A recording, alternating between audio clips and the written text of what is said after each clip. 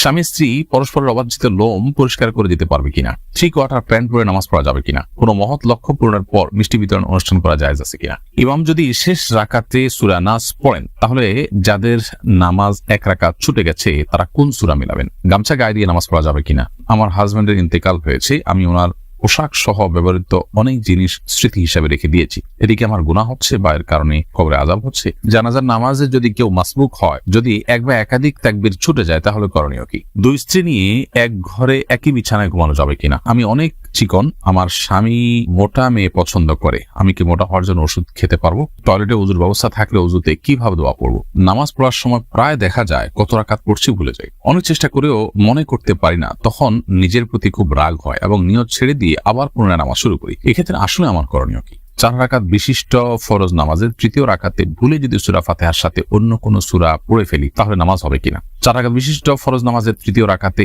সূরা ফাতিহার পর অন্য কোনো সূরা আপনি পড়ে ফেললে নামাজ হয়ে যাবে, নামাজ হবে না, ব্যাপারটা সেই লেভেলের না। কনিকা হোসাইন আপনি লিখেছেন, টয়লেটে ওযুর ব্যবস্থা থাকলে ওযুতে কিভাবে দোয়া পড়বো? টয়লেটে ওযুর যদি ব্যবস্থা থাকে, তাহলে সেক্ষেত্রে ওযুর দোয়া তো টয়লেটে পড়তে পারেন না, যেহেতু আল্লাহর নাম সেখানে আছে, এই জন্য আপনি বাহিরে দোয়া পড়ে তারপর ভিতরে ঢুকে হাত দিয়ে ওযু শুরু করে দিলেন, অর্থাৎ ঠিক টয়লেটের বাহির থেকে দোয়াটা পড়ে নিয়ে আপনি ভিতরে চলে গেলেন, অথবা দোয়া মনে মনে পড়লেন। অনেকে প্রিয় মানুষের কবরের পাশে নিজের কবর দেওয়ার জন্য ওসিয়ত করেন, পাশাপাশি 2 কবরের বাসিন্দারা কি পরস্পরকে দেখতে পারেন? তারা কি পরস্পরের মধ্যে কথা বলতে পারেন? দেখুন, কবরের পাশাপাশি থাকার মধ্যে বাহ্যিক দৃষ্টিকোণ থেকে কোনো কল্যাণ নেই, এবং কবরের পাশাপাশি কবরের লোকের সাথে আলাপ সালাপ করার, যোগাযোগ করার কোনো সুযোগ আছে কোন হাদিসের আলোকে? এরকম কিছু বোঝা যায় না। এটা জাস্ট সন্তানরা বা অন্যরা যখন জিয়ারত করবে, পাশাপাশি দেখে পাশাপাশি দোয়া করার সুযোগ পাবে, জাস্ট এই জায়গা থেকে হয়তো মানুষ বলে থাকেন, এছাড়া কোনো উপকারী দিক এটা নাই আসলে সেভাবে। আবু সুফিয়ান মিয়া আপনি লিখেছেন, 3 কোয়ার্টার প্যান্ট পরে নামাজ পড়া যাবে কিনা? 3 কোয়ার্টার প্যান্ট যদি পরেন, যেটার ফলে আপনার হাঁটু ঢেকে যায়, সেটাতে আপনি নামাজ পড়লে নামাজ হয়ে যাবে। তবে লক্ষ্য রাখতে হবে, রুকু সিজদা বা উঠা বসার সময় যেন এই প্যান্ট সরে গিয়ে হাঁটু প্রদর্শিত না হয়।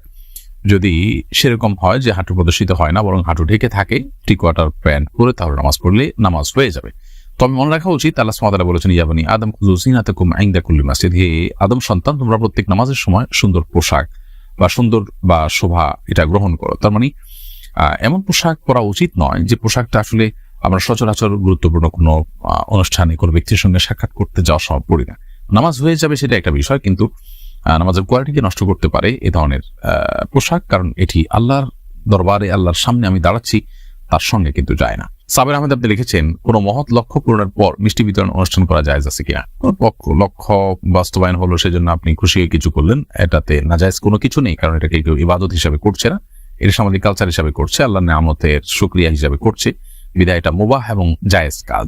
শাহ আলম লিখেছেন, জানাজার নামাজে যদি কেউ মাসবুক হয়, যদি এক বা একাধিক তাকবীর ছুটে যায়, তাহলে করণীয় কি? তাহলে ইমামের সাথে যে তাকবীর আপনি পেয়েছেন, 1টি বা 2টি, সেটি আপনি দিবেন। এরপরে যেগুলো ছুটে গেছে, ইমামের সালাম ফেরানোর সময় আপনি সালাম না ফিরিয়ে আপনি বাকি তাকবীরগুলো দিয়ে নামাজ যেরকম ছুটে গেলে আপনি পড়েন, সেরকম যেগুলো ছুটে গেছে সেগুলো পড়ে তারপর আপনি সালাম ফিরিয়ে নামাজ শেষ করবেন।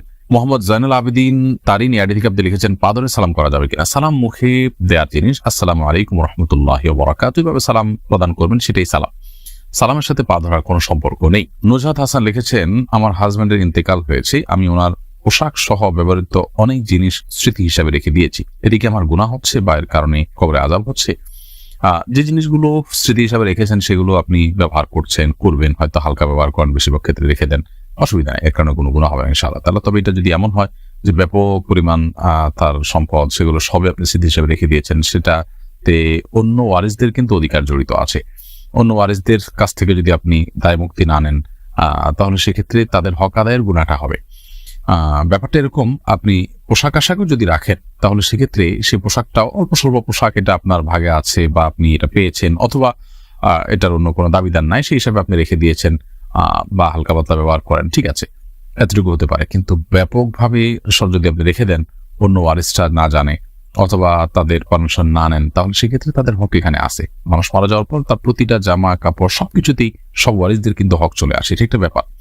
আরেকটা বিষয় হলো যে অনেক কাপড় চোপড় যেটা অন্য মানুষ উপকৃত হতে পারে, গরিব মানুষও পড়তে পারে বা যে কোনো মানুষ পড়তে পারে, সেটা না পড়ে আপনি সবগুলোকে রেখে দিলেন স্মৃতি হিসাবে, সেটা অবশ্যই অপচয়ের পর্যায়ে যাবে। ফারিয়া আহমেদ আপনি দেখেছেন, আমাদের এক প্রতিবেশী সপরিবারে ঢাকায় থাকেন, তাদের বাড়ির সামনে কিছু গাছ আছে যেগুলোর ফল খাওয়ার কেউ নেই, ফলগুলো পড়ে নষ্ট হয়ে যায়। সেই গাছ থেকে ফল পেড়ে খাওয়া আমাদের জন্য জায়েজ হবে কিনা?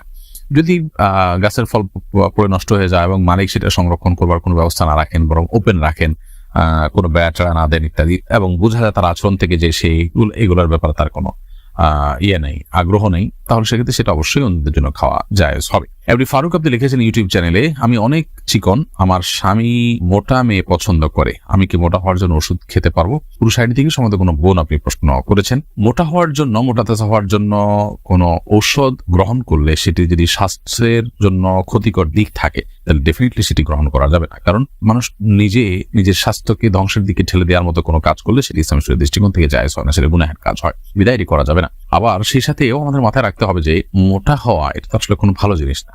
তুলনামূলকভাবে খুব বেশি চিকন হলে সেটা যাতে না হয়, সেটা যদি চান কেউ, তাহলে সেক্ষেত্রে খাবার দাবার খাদ্যাভ্যাস এগুলো একটু পরিবর্তন করলেই হয়তো পরিবর্তন হতে পারে, সেই পন্থাটা আপনি অবলম্বন করতে পারেন। আর যদি কোনো ওষুধে সাইড এফেক্ট না থাকে, সাধারণত এই সমস্ত ওষুধে সাইড এফেক্ট থাকেই থাকে, যদি এরকম কিছু থাকে সাইড এফেক্ট নাই, নিশ্চিত হতে পারেন আপনি, তাহলে সেটা গ্রহণ করলে কোনো অসুবিধা নেই। ইমাম যদি শেষ রাকাতে সূরা নাস পড়েন, তাহলে যাদের নামাজ এক রাকাত ছুটে গেছে তারা কোন সূরা মিলাবেন? ইমাম যদি শেষ রাকাতে সূরা নাস পড়ে ফেলেন, যাদের নামাজ ছুটে গেছে তারা পরবর্তীতে সূরা নাসের আগে যে কোনো সূরাই পড়তে পারেন, এতে কোনো গুনাহ হবে না এবং তাদের নামাজও হয়ে যাবে। দুই স্ত্রী নিয়ে এক ঘরে একই বিছানায় ঘুমানো যাবে কিনা? যদি কারোর একাধিক স্ত্রী থাকে এবং তাদের সাথে একই সাথে তিনি শোন, যেহেতু শরিয়ার কোনো বিধান লঙ্ঘন হচ্ছে না এবং এদের মধ্যে পারস্পরিক পর্দাও নেই, অতএব এটি জায়েজ আছে। বাট শারীরিক সম্পর্ক করলে সেক্ষেত্রে এখানে সতরের বিধান চলে আসবে, সেই কারণে সেটির ক্ষেত্রে অবশ্যই আপনাকে শরিয়ার বিধানের আলোকে আপনাকে করতে হবে, এবং সেক্ষেত্রে যদি একে অন্যের সতর দেখেন এরকম কোনো পরিবেশ তৈরি হয় তাহলে সেটা অবশ্যই নাজায়েজ এবং গুনাহ হবে। আব্দুর রহমান লিখেছেন, গামছা গায়ে দিয়ে নামাজ পড়া যাবে কিনা? নামাজ তো হয়ে যাবে, কিন্তু অবশ্যই ত্রুটিপূর্ণ হবে, নামাজের কোয়ালিটি নষ্ট হবে, কারণ আপনি গামছা গায়ে দিয়ে নিশ্চয়ই গুরুত্বপূর্ণ ব্যক্তির সঙ্গে সাক্ষাৎ করতে যাবেন না, বিধায় এটা আপনার নামাজের যে মর্যাদা সেটাকে নষ্ট করে। স্বামী স্ত্রী পরস্পরের অবাঞ্ছিত লোম পরিষ্কার করে দিতে পারবে কিনা? যেহেতু স্বামী স্ত্রীর মধ্যে কোনো পর্দা নেই, বিধায় তারা যদি কেউ একে অন্যকে এই কাজটি করে দিতে চান, বিশেষ করে বার্ধক্যে বা অসুস্থ হয়ে গেলে অনেক সময় প্রয়োজন হয়, বা স্বাভাবিক অবস্থা যদি করে দেন সেটি কোনো গুনাহের বিষয়।